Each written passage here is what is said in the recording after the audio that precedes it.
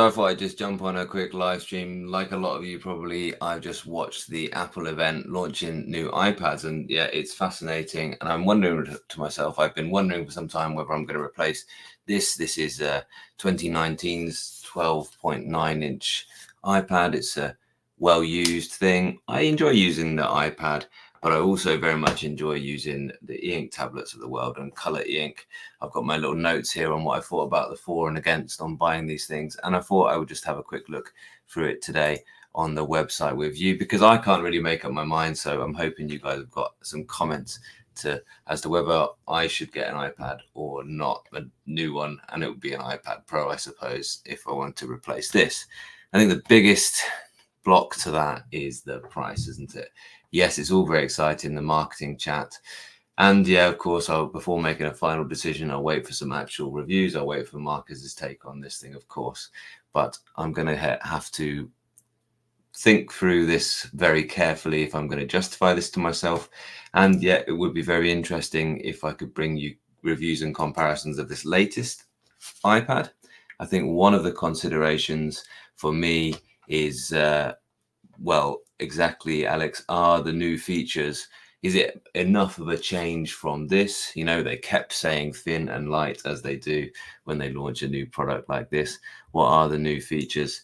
Well, the things that I was interested in, well, it's a M4 chip, and this isn't even an M1 one that I have here.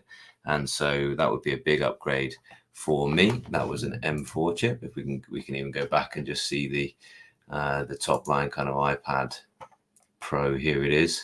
Learn more about it. They've said it's even thinner, even lighter. M4 chip is, I think that's the biggest thing, and I think they've had to do that to make it as thin and light as they are.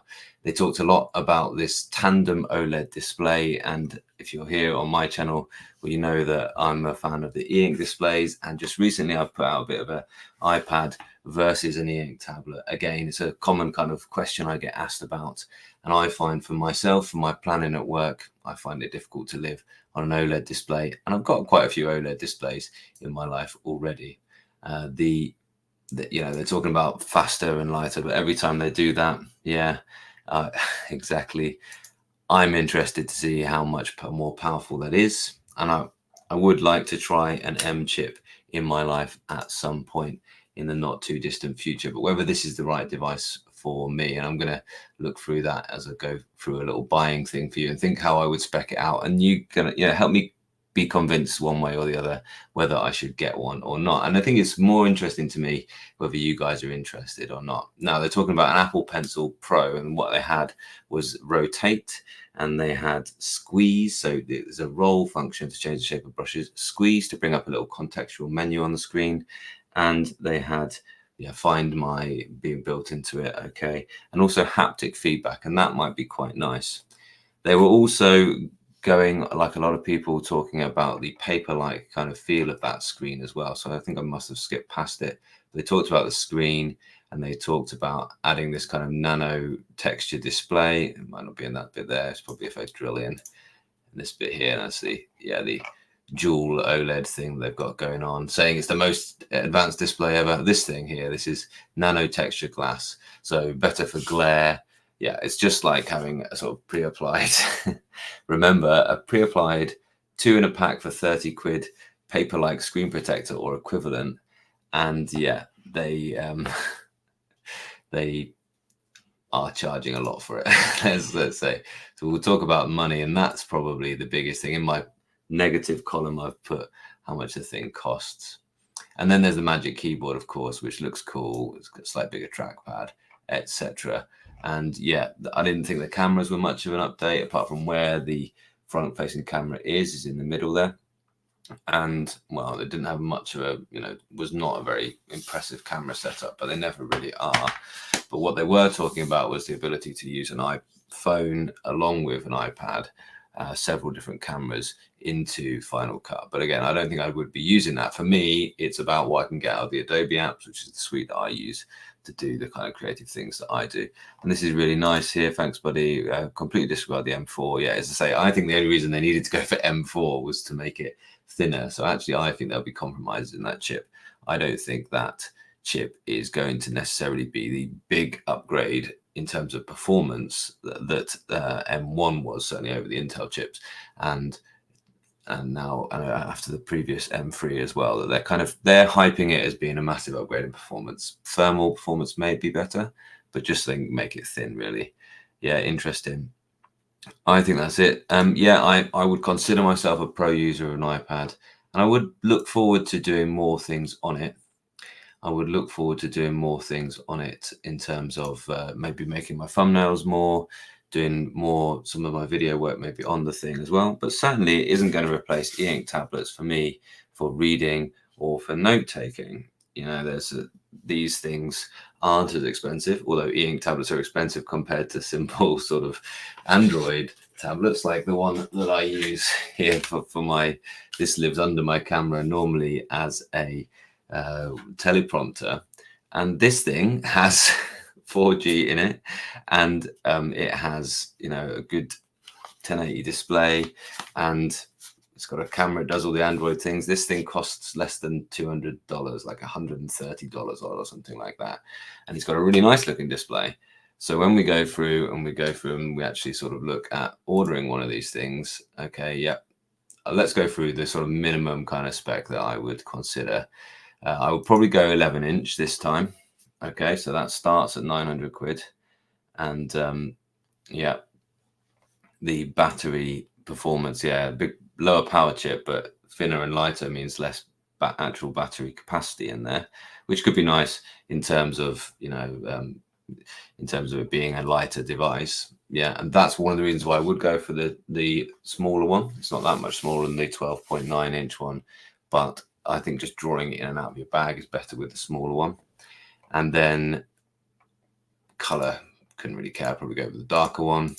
It's not a big deal for me at all. And then the size. Now, I would certainly upgrade from the lowest one. So that's 200 to get another 256 gigabytes. I think there's 256 in this thing that, you know, I've said it was $130 odd. I've got a review of that. It's an all-do cube. You know, it's fine. It's not anywhere near as good as the iPad, of course.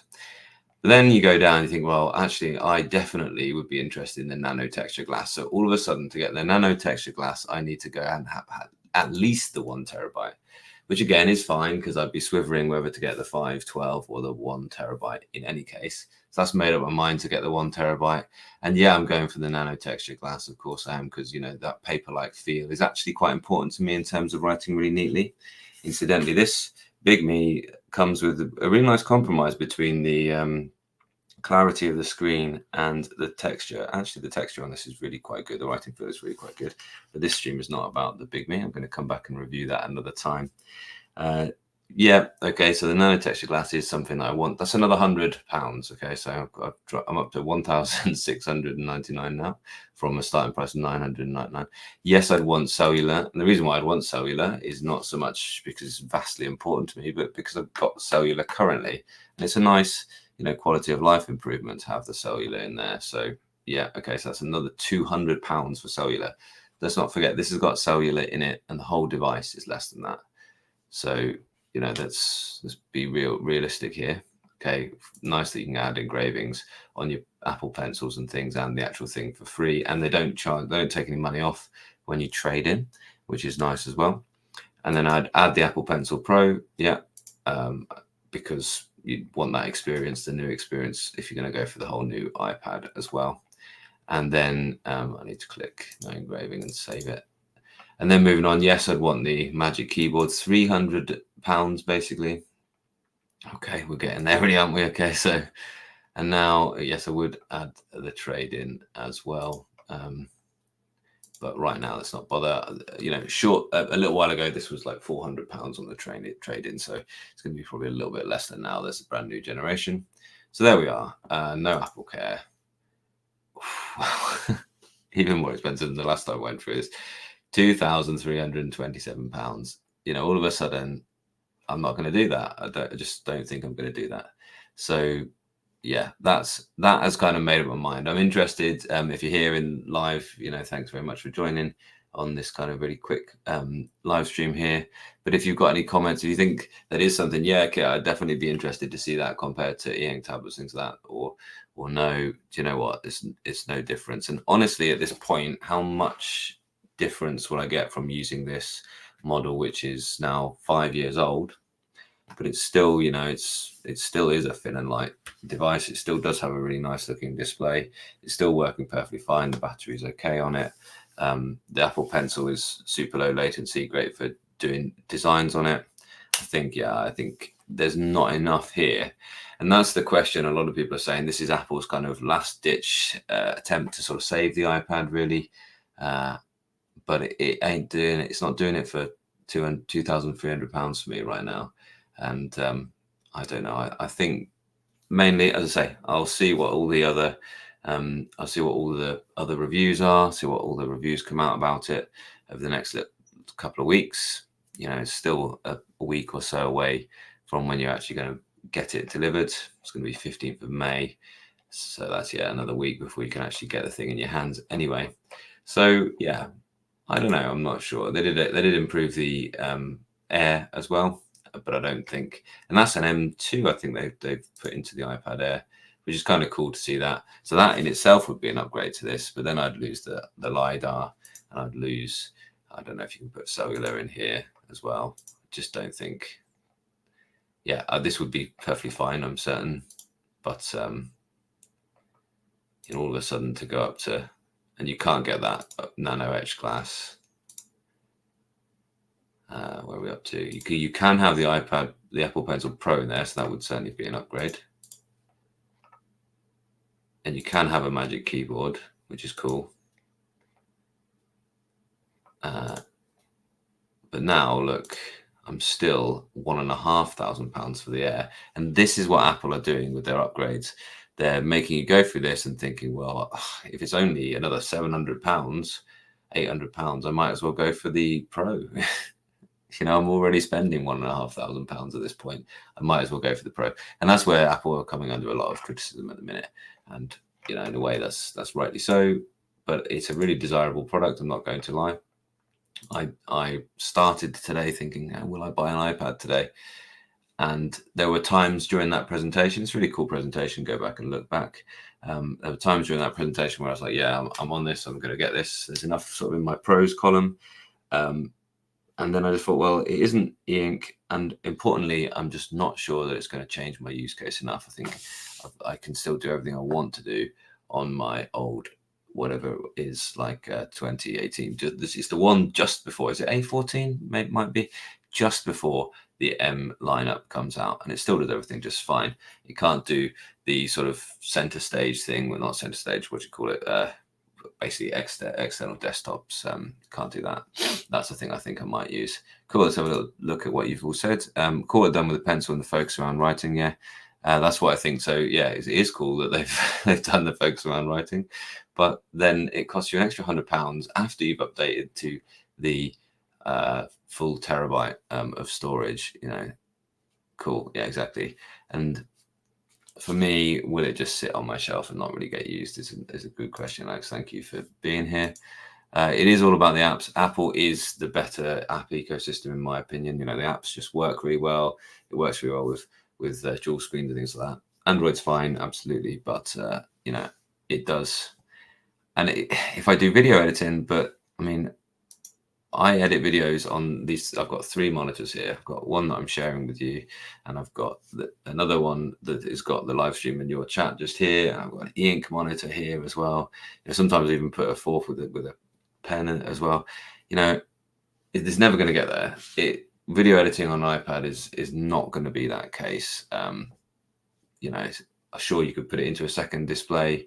Yeah, it's all right, but I'm not going to not use this desktop machine in favor of the iPad for video editing. But yeah, it's good. The app ecosystem is excellent. Yeah, Mini C was the Mini is a good thing. But again, for me, for Mini, the thing I have is the Fold, which has Wacom EMR input as well. Like it's an OLED screen in the middle of that. Nothing wrong with that. Again, that's basically the size of a Mini. It's about the same sort of size. Yeah, that's an interesting point, Omar. Thank you. But again, I'm not going to pay £1,500 right now for the Air either. But thank you for the suggestion.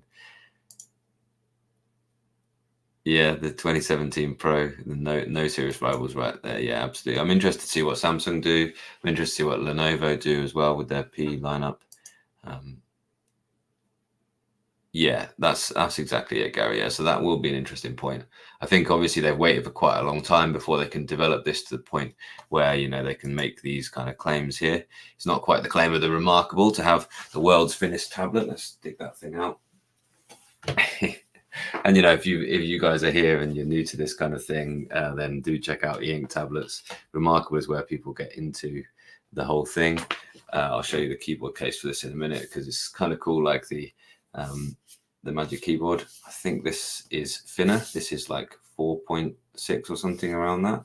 It's an e-ink tablet, totally different device, notes orientated mainly. But look at the way this keyboard case works. I think it's even cooler than the Magic Keyboard, to be honest. It hasn't got a keyboard case, is it? Look, there's no. Where are the keys? Well, they are.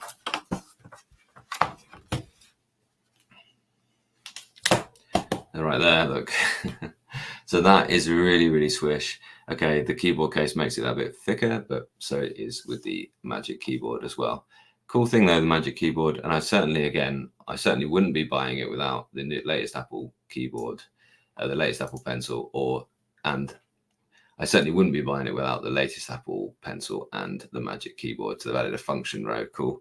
This has just got a number row. Yeah, and that's the thing, getting it into this size. And then I'd be thinking about the 11-inch, and well, gosh, the 11-inch again would be about this sort of size. It's a bit cramped of a typing experience on there to also fit in a trackpad as well. That would be tricky. Cool. Blimey, exactly. The price is just eye-watering, isn't it?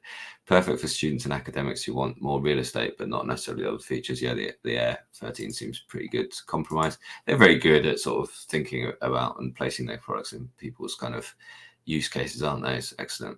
How many reviewers have a device in hand that can have common experience with up to this point? Not many, Kurt. There'll be a fair few, though. There'll be the big ones like iJustine and, the Unbox Therapy and Marquez Brownlee will have something coming out. I don't doubt. They probably will. They want to control the hype, don't they? So what they want to happen is exactly what is happening right now. Is they want to do their event, and then they want to have people have live streams and have chats and everything like this. And then they want, I don't know, later on today, you'll see all the big YouTubers who have had them in their hands for a week or two before producing the things for launch. It is cool, like being involved in launches. I've been involved in a few launches myself. Really interested, by the way, Big Me. I just spotted, and they released it at the same time as the Apple Pro event, a little video, the terrible AI voice, which shows you what size of company they are, where they're actually talking about an e-ink phone now. Okay, so that's coming there as well. They haven't told me anything about that. I haven't got one for launch, but we'll see. I will be writing an email to my contact at Big Me to find out what that's all about in a second. Yeah, the Apple keynotes are quite cool. Yeah, totally, Alex. Yeah. Especially they've all got the same hand gestures and everything like this, haven't they? And of course, it was all shot on iPhone with no modifications. They don't say it's no modifications, but it is impressive the way they do that. It's all got this very much got a feeling of like AI having its, putting its layer over it, if you like, putting its stamp on it. When you watch the video of it, there's very much an AI kind of mechanical feel to everything, all the pans and everything like that. But hey, fair play to them. Massive budgets. They're going to be doing the latest things.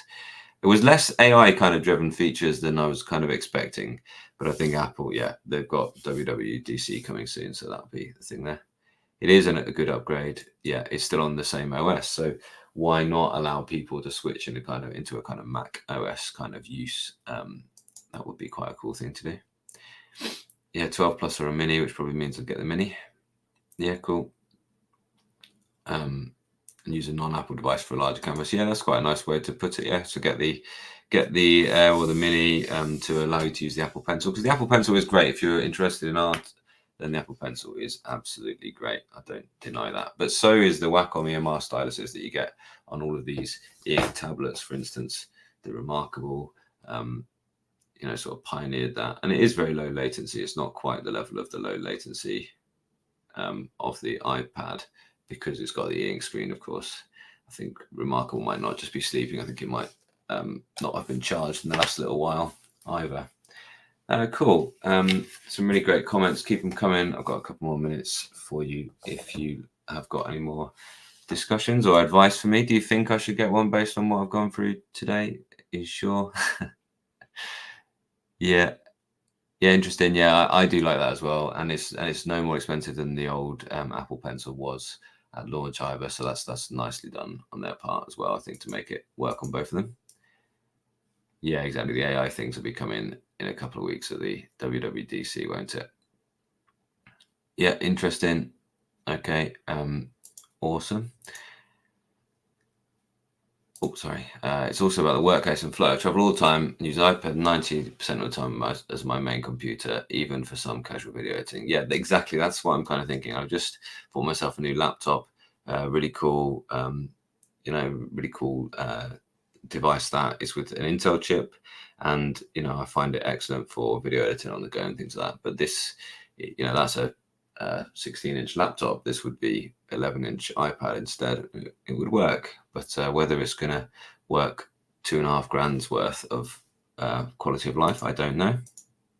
All the iPads have not been revealed. So there's a new mystery iPad coming in Q4. Okay, so thanks for this, Thierry. That's really good. That's interesting. Maybe I sort of wait for this one and see what else is out there. Let's just, for interest's sake, let's go through and skip and spec up the full one, the the iPad 13. Go on there to go order now and go through this. So starting at 1,299, space black. Okay, I'll just find out what it is in total. So just that point I made earlier, you can't get the nano glass unless you go for at least the 1 terabyte model. And if you were going to do video editing, then you might as well really spend that extra money. And that's the difficulty. So, oh my gosh, that is a big upgrade, isn't it? So you were talking for an extra terabyte of, sure, very fast SSD storage. You're talking £400 there to get up to the 2 terabyte. But if you wanted to do video editing on it, they did point out that you could use the fast Thunderbolt port with an external hard drive, sure. But if you were really serious about using it for video editing, you might as well just go for the 2 terabyte and live with that, because you will fill that up pretty quick with good quality 4K footage. So let's go with that. And let's say we want the nano texture glass because that's an interesting, cool new thing they've added to bring it up to speed with the cheap paper-like screen protectors that everyone puts on it. And incidentally, which are one of the chief marketing things about the Remarkable is that paper-like screen feeling. I've been talking a lot about Supernote and their new writing feel and everything like that. And if you want to handwrite on it, you should definitely get that nano texture thing, or you should just put a paper-like screen protector on it. And then Wi-Fi and cellular, because that's what I've got at the minute, and I don't want to not replace that. Add the Apple Pencil Pro. Add the Magic Keyboard, of course. You see, £3,100. Okay, or you can for 3 years pay £100 a month for the privilege of using it. So it's not cheap at all. So thank you very much, and thanks very much for being here. Yeah, exactly. If you're an e-ink enthusiast, this won't be, in fact, the dual layer of OLEDs sort of scared me quite a lot. It was one of the points that really kind of put me off, sorry. And I don't think, that this e-paper, color e-paper, this is color e-paper behind you on its picture mode. It's looking really good at the minute. It never is going to pop like that, but it is going to be comfortable to look at like a sheet of paper. And for note taking, it's far more comfortable than working on an OLED screen, for example. So, if you're an e-ink enthusiast, you want that really. And they trade on this kind of paper-like feeling, and it's better to handwrite on something with a paper-like feeling. You get better control over that. And thanks very much.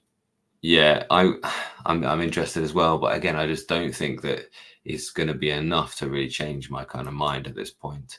I use it for planners. I use it for sketching the iPad occasionally for art.